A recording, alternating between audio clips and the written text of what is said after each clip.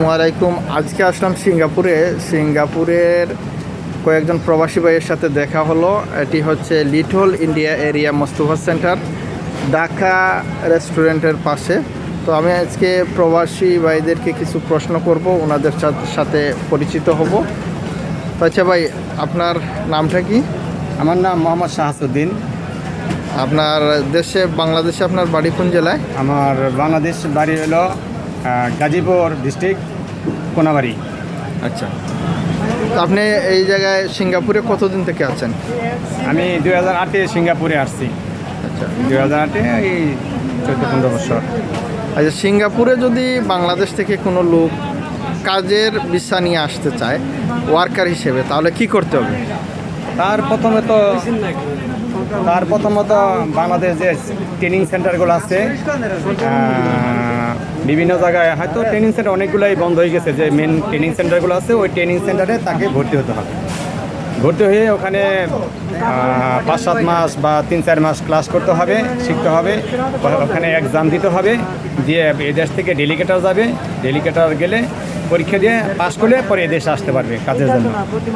ডেলিগেটর বলতে এই দেশ থেকে লোক এদেশ থেকে যে লোক যাবে, এদেশে সিঙ্গাপুরিয়ান লোক যাবে, হাই কমিশনের লোক থেকে লোক যাবে। আচ্ছা আচ্ছা, তো তারা সার্টিফিকেট দেবে, তারপরে সার্টিফিকেট অনুযায়ী এই দেশে সে আসতে পারবে। তো কাজ কিভাবে, মানে কোন ধরনের কাজ সাধারণত বাঙালিরা? প্রথমত দেশে আসবে ওয়ার্কার হিসেবে। তার ওয়ার্কার হিসাবে বিভিন্ন কোম্পানির বিভিন্ন কাজকাম আছে। কনস্ট্রাকশনের কাম, ওই ইলেকট্রিক্যাল কাম, পেন্টিংয়ের কাম, তারপরে বিভিন্ন ধরনের কনস্ট্রাকশনের যে বিল্ডিং বানাতে যেসব কাজ লাগে বিভিন্ন কোম্পানিতে ওই কাজকাম তারা প্রথম আসতে হবে। আচ্ছা আচ্ছা, তো এখানে সাধারণত সর্বনিম্ন বেতন কত পাবে সে প্রথম আসলে?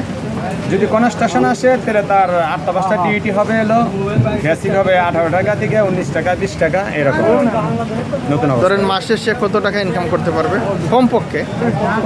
যদি তার 8টা মতো ডিউটি হয় তাহলে হয়তো 800 টাকা 900 টাকা আসবে।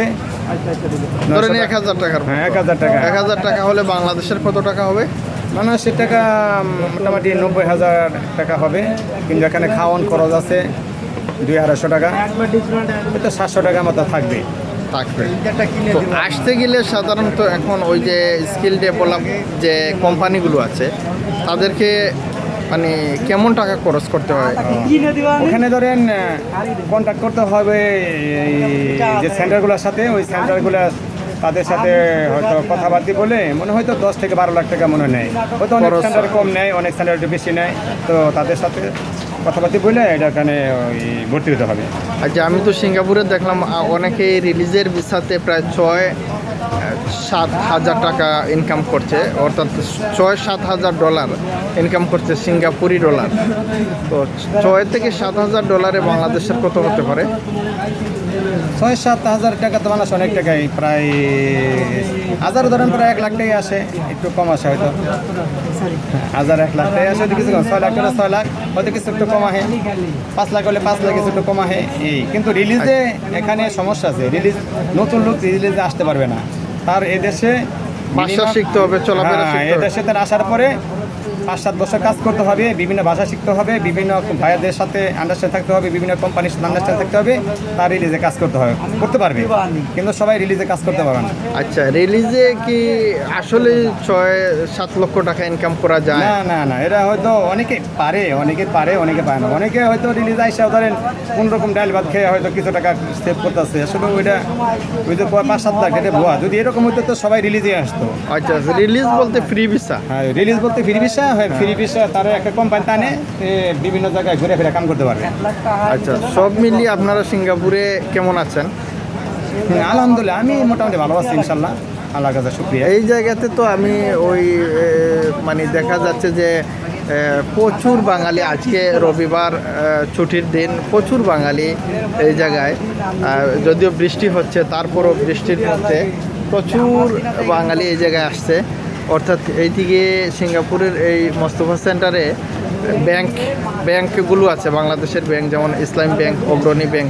ব্যাংকে টাকা ছাড়ার জন্য বা বিভিন্ন খরচপাতি করার জন্য এই জায়গায় ছুটির দিনে আসে। ছুটির দিনে আসে। ছুটির দিনে আসে। ছুটি ছাড়াও আসে, হয়তো অনেকে 8টা-5টা ডিউটি করলে পরে হয়তো আসে অনেকে। একটু ঘুরতে আসে যেহেতু রেস্টুরেন্টগুলো এই আশপাশেই আছে, হ্যাঁ, এই জন্য।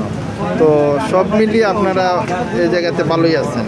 হ্যাঁ ইনশাল্লাহ, আলহামদুলিল্লাহ। যদি কেউ ড্রাইভিং শিখে আসে এই জায়গায় প্রথমে আসে ড্রাইভিং করতে চায়, তাহলে আপনি কি মনে করেন ড্রাইভিং? আসলে ড্রাইভিং সে করতে পারবে, কিন্তু বর্তমানে সিঙ্গাপুরে ড্রাইভিং লাইসেন্সটা করতে গেলে অনেক সময় দরকার, বুঝছেন। আর ধরেন 100% না হলে তারা পাস দেয় না। তো আমার জানা মতো অনেকে দেখছি 4বার 5 বা 6বার এরকম ফেল করে পাস করছে। তো একবার পরীক্ষা দেবার গেলে ধরেন $500 লাগে। তো যাই হোক, হয়তো অনেকে করতেছে, অনেকে পাস করতেছে, অনেকে করে না। চেষ্টা করতে হবে। হ্যাঁ আচ্ছা, অনেকেই তো আবার দেখা গেছে যে স্কিল ডেভেলপ করে, অর্থাৎ এখানে আসার পর আবার বিভিন্ন টেস্ট বা পরীক্ষা দিয়ে এখানে আসার পরে ধরেন স্কিল করার পরে ওয়ার্কার থাকা অবস্থায় ধরেন যে ভাষা টাষা শিখলে বিভিন্ন পরীক্ষা আছে, ওই পরীক্ষায় যদি আপনার safety supervisor, safety coordinator, safety officer, বিভিন্ন আইটেম আছে, ইঞ্জিনিয়ার আছে, তারপরে অর্থাৎ পদোন্নতি করা সম্ভব। রাস্তা আছে, ক্যারেন অপারেটর আছে, ড্রাইভিং আছে। তো সে যেদিকে যাইতে পারে, যেদিকে সে যাওয়া ইচ্ছুক যাইতে পারে, সমস্যা নেই। আচ্ছা আচ্ছা, সব মিলিয়ে যে বিষয়টা হচ্ছে যে মানে সিঙ্গাপুরে যদি কেউ আসতে পারে তাহলে তার কেরিয়ার ডেভেলপ করতে পারবে। হ্যাঁ, যদি সে ধৈর্যতা থাকে। হ্যাঁ, কিন্তু এই দেশটা কাজের অনেক পরিশ্রম করতে হবে, ধৈর্য ধরতে হবে। হ্যাঁ, আচ্ছা, যারা ব্যবসা করছে তারা কিভাবে ব্যবসা করছে?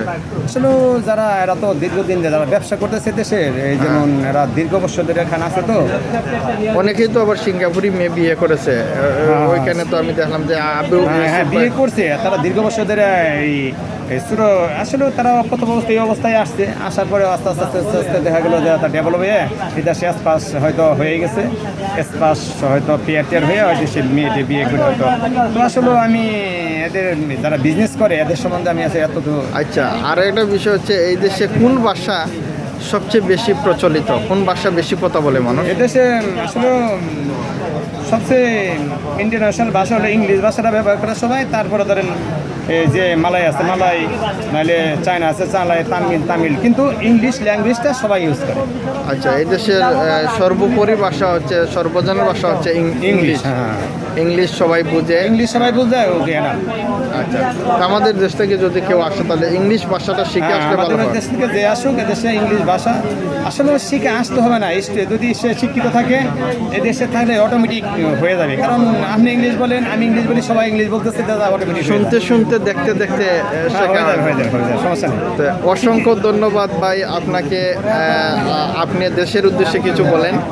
আসলে আমি আশাবাদী বা আশা করি আল্লাহ দেশের সবাইকে ভালো রাখুক, সুস্থ রাখুক।